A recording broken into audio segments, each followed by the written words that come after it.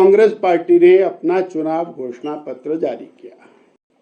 2022 के general elections के अंदर जो इन्होंने गारंटियां दी, आज हिमाचल प्रदेश की हर दीवार के ऊपर वो गारंटियां छाया हैं और हर किसी के मोबाइल के ऊपर उनके वीडियोस हैं। परंतु पिछले कल जो चुनाव घोषणा पत्र कांग्रेस ने जारी किया, उसमें गारंटियों से सरकार ने तौबा कर ली कि नगर निगम चुनाव जो कि बहुत निकट आ चुके हैं, उसके लिए हम संघर्ष कर रहे हैं। जो लोगों की समस्या है, उन समस्याओं को दूर करने के लिए हम वचनबद्ध है। तो ये चरणबद्ध तरीके से इस कार्य को किया गया है और आज हम जो मैनिफेस्टो रिलीज करने जा रहे हैं, जिसके बारे में माननीय मुख्यमंत्री जी आपको बताएंगे। और जैसा कि आप जानते हैं, भाजपा ने भी अपना मैनिफेस्टो रिलीज किया है, पर उसमें सारी वो बातें हैं जो वो अपने कार्यकाल में कर सकते थे, पर उन्होंने कोई भी काम ऐसा नहीं किया। अब उसमें लोगों को लुभाने की बातें की जा रही है। पीपल्स मैनिफेस्टो बना रहे हैं, जैसे हमने विधानसभा में बनाया, तो सेम पैटर्न में हम कर रहे हैं और इसको बहुत जल्दी जारी कर देंगे। क्या बोला बोला बोला एक सुना भाई, बोला एक होला, एक महिला होला तो 1500 रुपये, 2 होला तो 3000, 3 होला तो 4500, 4 होला तो 6000। ये कुल्लू की भाषा में बोला है।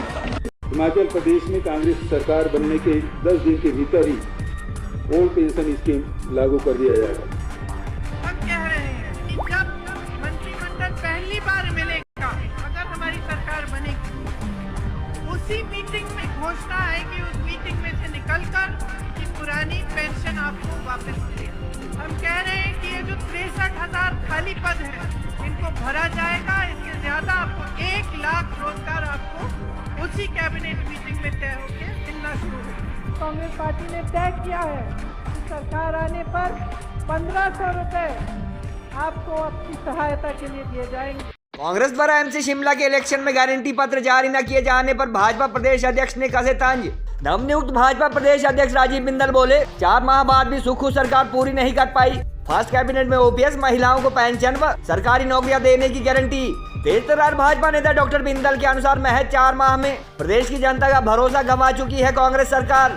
भाजपा के नवनियुक्त प्रदेश अध्यक्ष एवं तेज तर्रार नेता डॉक्टर राजीव बिंदल ने गत सप्ताह तक विधानसभा चुनाव की तरह म्युनिसिपल कॉर्पोरेशन शिमला के इलेक्शन में भी 10 गारंटी देने की बात कह रहे हैं। आला कांग्रेस नेताओं पर तंज कसते हुए कहा कि पिछली कमिटमेंट पूरी करने में नाकाम रही सुक्खू सरकार अब गारंटी से तौबा कर चुकी है। गत नवंबर माह में हुए विधानसभा चुनाव के दौरान प्रियंका गांधी वाड्रा सहित कई आला कांग्रेस नेताओं द्वारा पहली कैबिनेट में ओल्ड पेंशन स्कीम, महिलाओं को 1500 रुपए मासिक पेंशन व 1 लाख युवाओं को रोजगार संबंधी पहली 3 गारंटी पूरी करने का वादा किया गया था। मगर 4 माह बाद भी ये वादे पूरे न होने पर अब एमसी शिमला के इलेक्शन में भाजपा आक्रामक रुख दिखा चुकी है।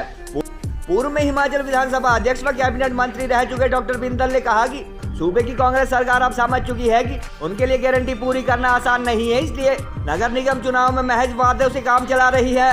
पत्रकारों से बातचीत में आज राजीव बिंदल ने गत असेंबली इलेक्शन में कांग्रेस नेताओं द्वारा सूबे की 18 से 60 साल तक की सभी 22 लाख के लगभग महिलाओं को 1500 रुपए मासिक पेंशन की गारंटी दिए जाने के बाद अब इस वादे से मुकरने के लिए भी सुखविंदर सुक्खू अथवा कांग्रेस सरकार पर तंज कसे।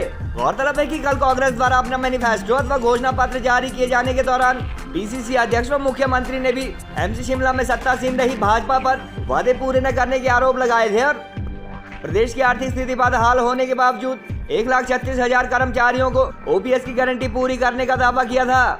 पिछले कल कांग्रेस पार्टी ने अपना चुनाव घोषणा पत्र जारी किया और बड़ा एक कंट्रास्ट हमको दिखाई देता है।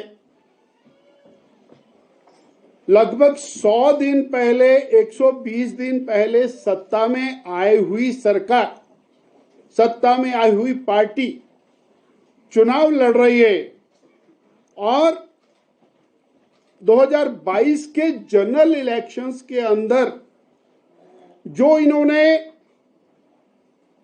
गारंटियां दी, आज हिमाचल प्रदेश की हर दीवार के ऊपर वो गारंटियां छाया हैं और हर किसी के मोबाइल के ऊपर उनके वीडियोस हैं। परंतु पिछले कल जो चुनाव घोषणा पत्र कांग्रेस ने जारी किया, उसमें गारंटियों से सरकार ने तौबा कर ली। अब मेरा सवाल है कि वो गारंटियों से तौबा करके और अब लिखा है इरादे और वायदे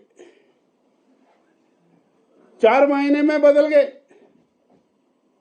अरे कॉरपोरेशन में भी तो गारंटियां करते। जब पहली गारंटियां इनकी चल गई और उन गारंटियों के ऊपर हिमाचल प्रदेश की जनता ने विश्वास कर लिया और इन्होंने 40 दिन में उसको विश्वासघात में बदल दिया और ये कांग्रेस पार्टी को और सरकार को समझ आ गया कि शिमला की जनता समझ चुकी है कि गारंटियां तो हुई फेल, अब तो केवल इरादे और वायदे बोल करके काम चलाना पड़ेगा। यही व्यवस्था परिवर्तन हुआ है। यानी 22 लाख बहनें 1500 रुपए महीने का इंतजार कर रही और इन्होंने कहा कि हमने वायदा पूरा कर दिया और संख्या बताई 15,000। 22 लाख को वायदा किया, 15,000 का वायदा पूरा करने की बात सबसे जिम्मेवार स्थान पर बैठे हुए व्यक्ति ने स्वयमेव उसको माना और पिछले कल माना। अर्थात जो ये कहते थे पहली कैबिनेट के अंदर निर्णय होगा और पहली कैबिनेट के अंदर 1500 रुपया बहनों के खाते में जाना शुरू हो जाएगा।